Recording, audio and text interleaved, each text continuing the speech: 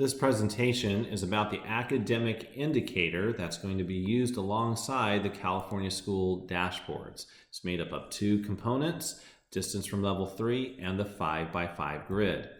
Here's some vocabulary to be aware of. LOS stands for lowest obtainable scale score. HOS, highest obtainable scale score. You can see the acronym there. What you're really going to be interested in is knowing the average grade level score, because those are your students. And then we have the MET scale score, which is set by CASP. And then finally, there's some interchangeable vocabulary. Distance from MET, which is like MET standards, also means distance from level 3. Here's an example of a student test score answer sheet, not answer sheet, but letter that would go home to parents, student score report. Here's Sophia S. Jackson. And so where's LOS show up? Well, here's the third grade score way down here. That's LOS at the very bottom. And then there's HOS at the top. So that's the highest obtainable score. There's no data there because they're just trying to compare third grade scores to fourth grade scores on a bars side by side. Again, down here on fourth grade, there's no data right there because the LOS and HOS are higher. So just continue on. There's MET scale score. That blue line is the difference between, let's say, level 1, 2. It's the difference between level 2 and level 3 scores, and 4, the distance from standard nearly met to standard met. Over here on the right is fourth grade. There's the LOS for right. Fourth grade, the HOS for right for fourth grade. There's MET scale score. There's the blue line, and again, here's level 1, level 2, level 3, level 4. Everything is based on level 3 scores. So you can almost think of this, and I would think of this as like that's a 0 on the number line. Scores above it are positive, scores below it are negative. On the second page of the student score report is another grid that shows the various levels. There's the LOS, there's the HOS, there's the average MET score, there is the level 3, the difference between level 2 and level 3 is right there. And again, you may want to think of this as a number line like a 0. We have positive scores over here, negative scores over there. So here's that all for a setup and a review for this, is that here are the 3rd grade through 8th grade scores listed for ELA CASP. And we have the range of, there's LOS again, and notice that they change as they go down. There's HOS, they change as they go down as well. Notice they always increase, much like MET scores are increasing. And then we also have average grade score.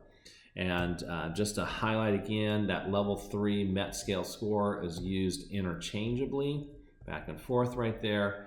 And here is the previous slide, just taking the 2404 and the 2432 and just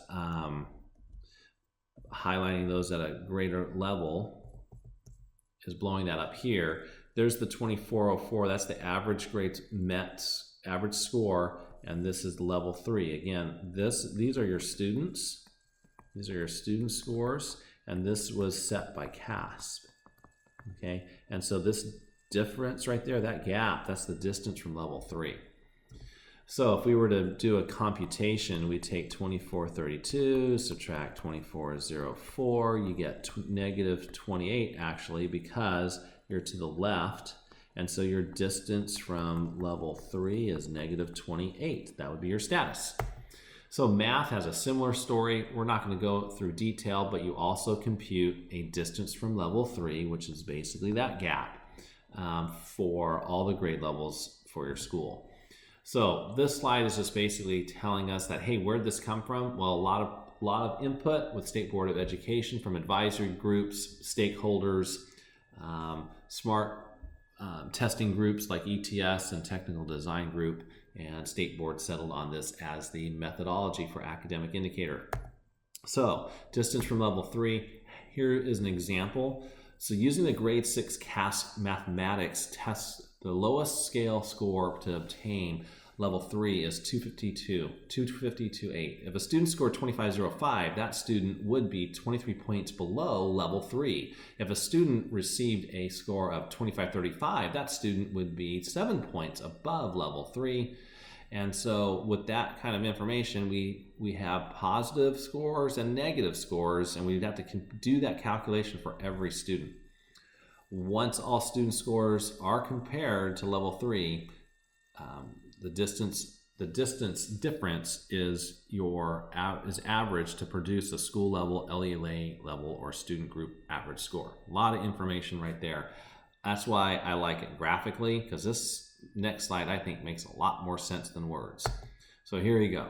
So here is grade 6 math scale range. So there's the loss, there's the Haas, standard met, which is your Level 3.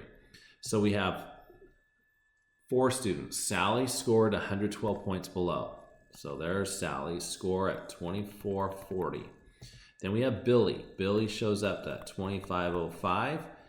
Then Jason is at 25.76. And then Debbie is at 25.56.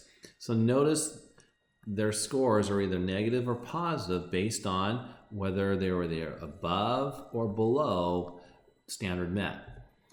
You total up those scores, you get 131 points below Level 3. Now you want the average, which means you're going to divide it by 4. You get 32.3.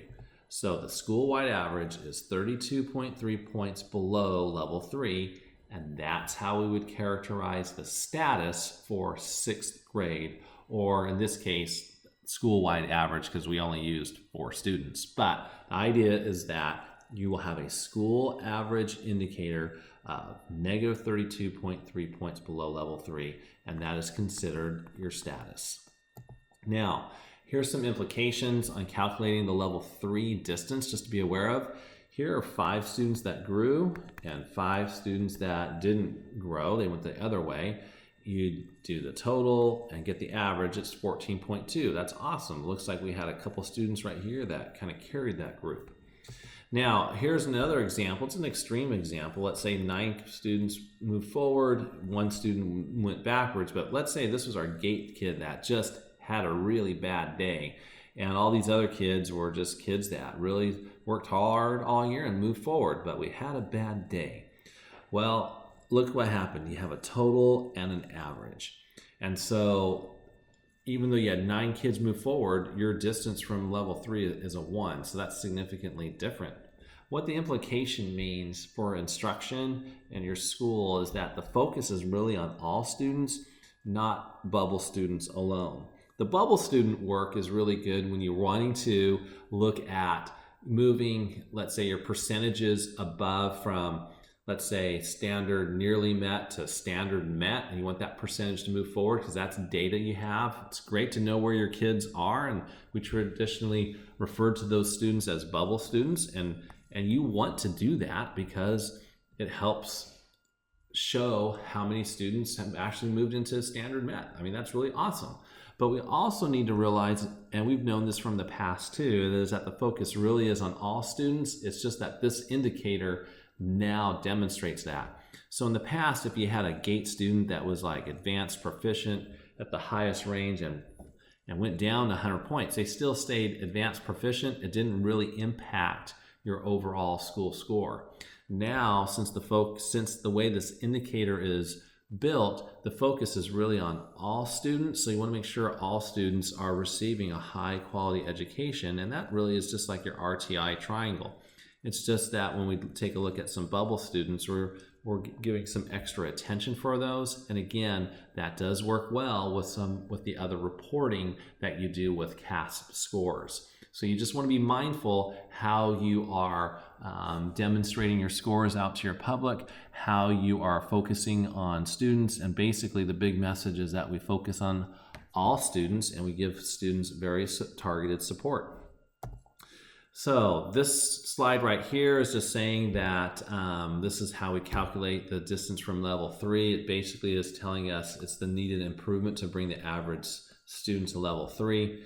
And then who's included in the testing It's those students that were from the first Wednesday in October at your school site without a gap in enrollment of more than 30 consecutive calendar days.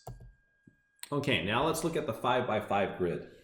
The formula for the academic indicator in the 5x5 grid, and also known as the colors. Two big ideas, status and change. And in order to know our status, you're going to take your 2016 distance from level 3 average. That's your status. The change is that you're going to use that same number from 2016 distance from level 3, but now there will also be a 2015 distance from level 3. You haven't seen that number yet because it was just created back in January. So you're going to subtract those two numbers, and then that's going to give you your change. So your change is based on the difference between these two numbers. So let's do a real example. So here's Ruby Elementary. 2016 DF3 is negative 52. So that's your status. That's done. Change, we got to do some subtraction. We need to go back one year to 2015. Distance from level 3 average is negative 89. So now we have the two pieces of data we need. You take the current average, which is right here, which is 2016, and subtract the prior year average, which is 2015. And so there's 2015 data, there's 2016 data. You subtract it and you get a positive 37. That's fantastic. That's huge to celebrate. And how this shows up on your 5x5 grid is as follows. You have this 2016 data over here that we call the status. And so you just read through this column to figure out where you would fall, range from very high to very low. And so because the status is negative 52, and we read this right here, more than 25 below to 95 points below, well, there's the status for the school. Now, we might, in NCLB days, we'd look at that and go, oh, that's really sad because you're really low. Well, the academic indicator is really about growth mindset and continuous improvement. There is hope, and this is what you really need to understand on your school sites and your districts is this idea of change. The change calculation that we created on this previous slide over here of 37 is going to be placed on this grid somewhere on these columns. And so now where does change equals 37 show up? We read all this information and go, oh, look at that. We increased significantly by 15 points. That's really awesome. So because by more than 15 points, so we're in this column. So if we go back to the status over here, where our status is here, our change is up here, and that means our overall color is yellow. And that's what's going to show up on your California dashboards. Very important to note this, is that messaging out to our communities and the way this is designed is that we really is focused about change. And when you think about a goal to set for schools, you're probably thinking that we should at least increase by 5 or more points on our academic indicator for all students to move forward. If you're doing that, there's a high likelihood that if you're increasing by 5 points, you may most likely be in this yellow, green, green, blue zone range. And if you're very industrious and you increase by 15, you're always in yellow, green, or blue. So California did a great job of putting growth mindset into our schools. So you could have, let's say in the past, low achieving schools that just were hammered by NCLB, but had growth, but was never recognized well. In this model, we definitely have much to celebrate with solid growth. And that's important for you to understand as a site principal or district office official that change is the name of the game and we want growth. And so with that, there's some information there for you to consider for academic indicator, distance from level 3, and the 5x5 colored grid. When you go to your California dashboards, you now have the background to understand how those colors were originated from.